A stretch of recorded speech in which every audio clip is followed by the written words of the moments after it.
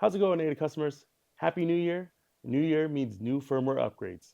So today I'm going to show you guys how to upgrade each firmware that we have for our January 22nd update, starting off with where to find them and then how to do them.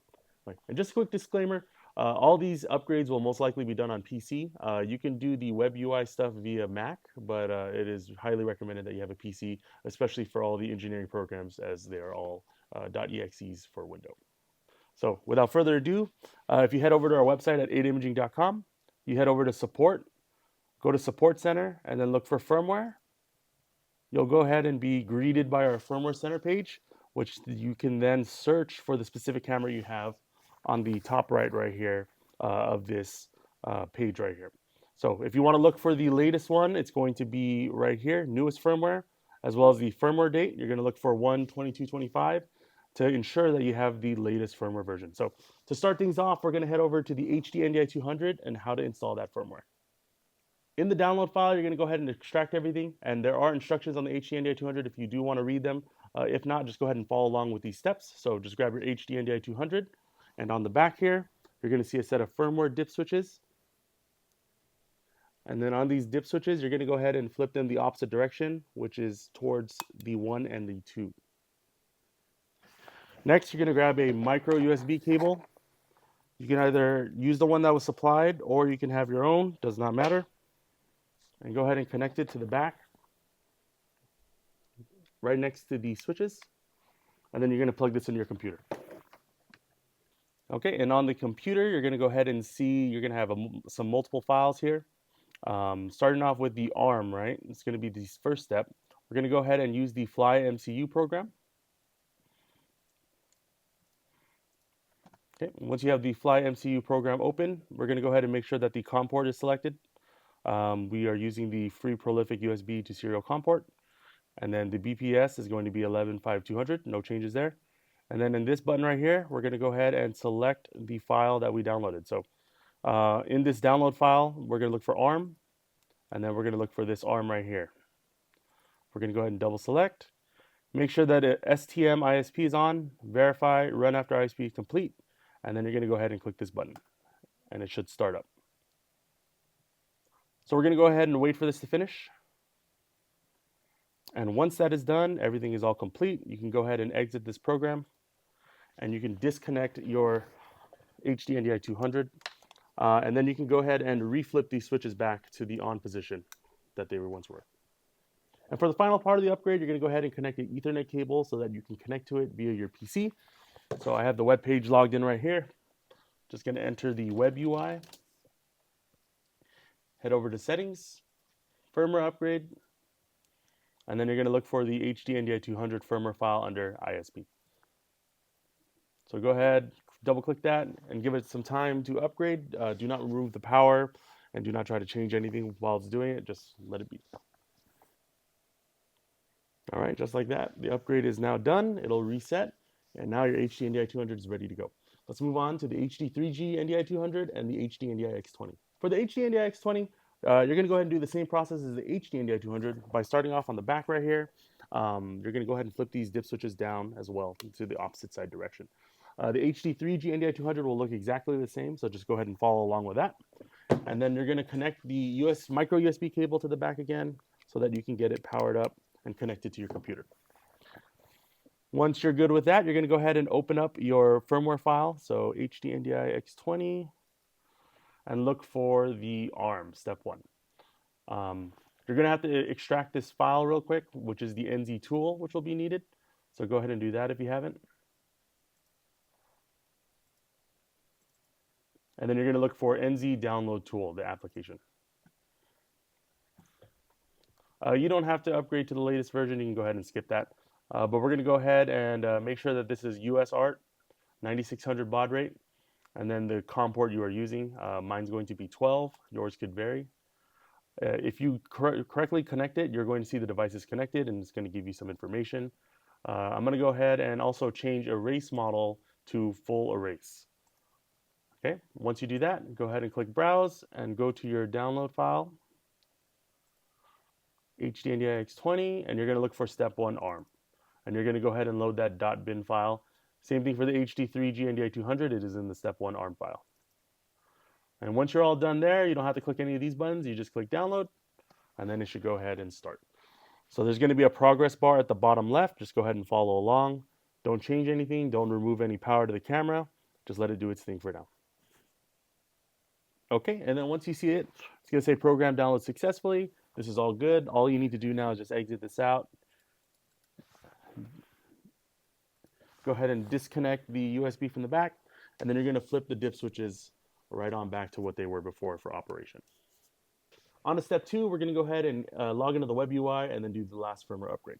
So go ahead and connect it to your network, log into the web UI,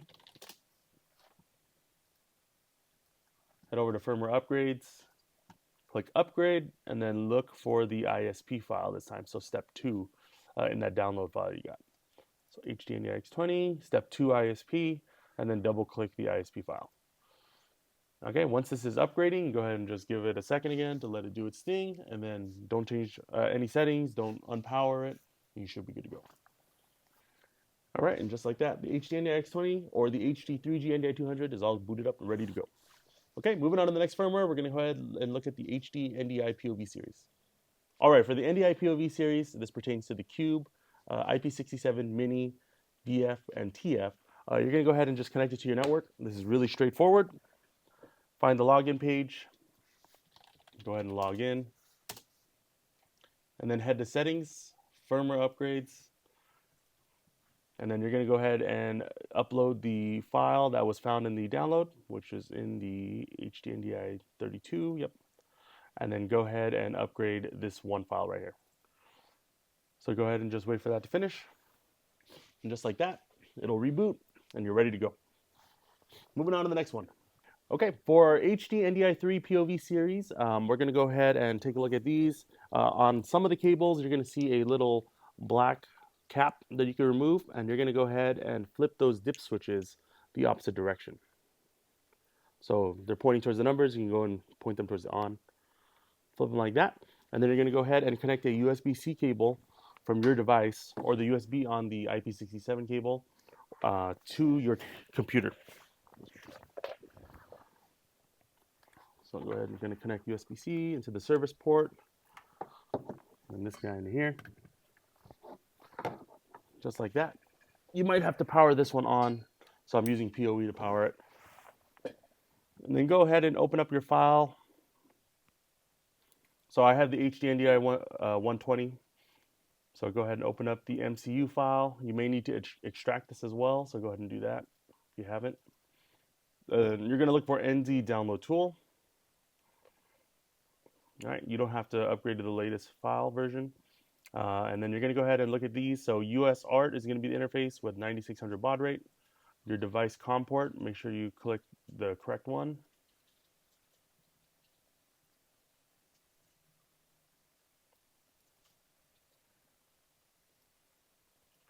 That is not my COM port. Just reseat this.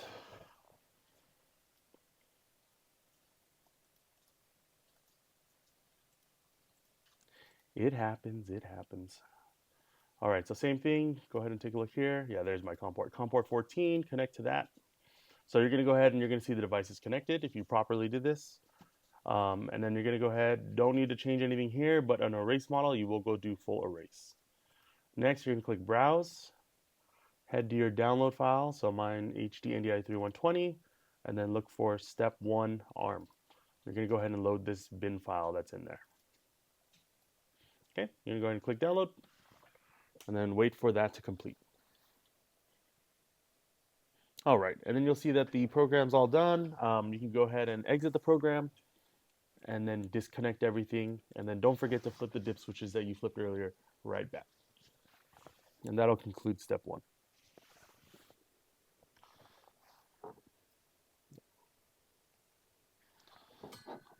Power, disconnect.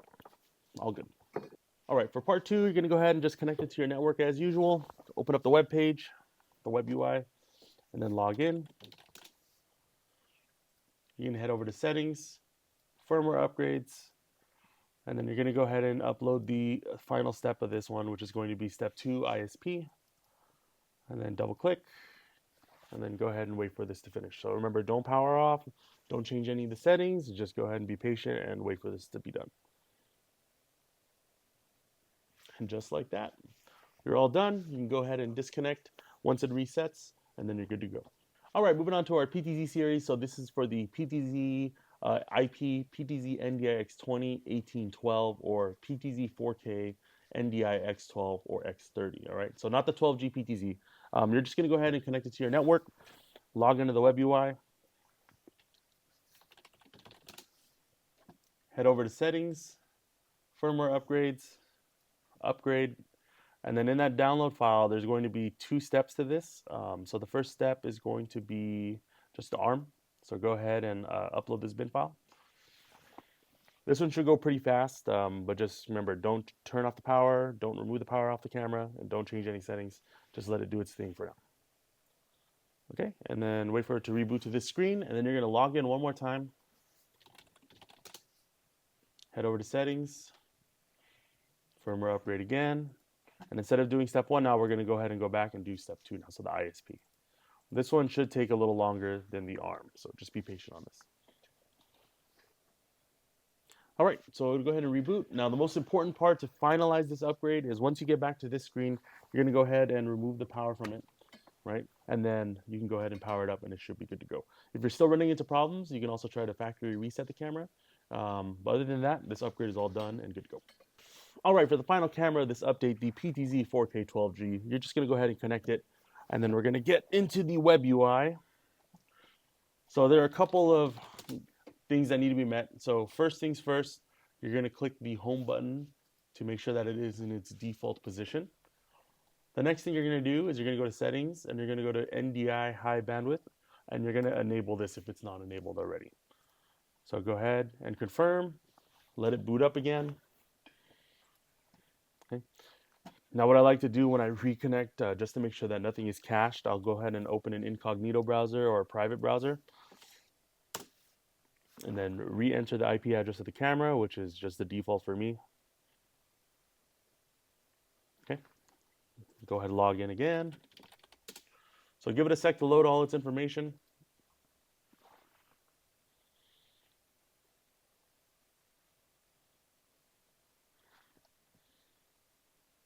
Okay, give it a sec. Loading everything.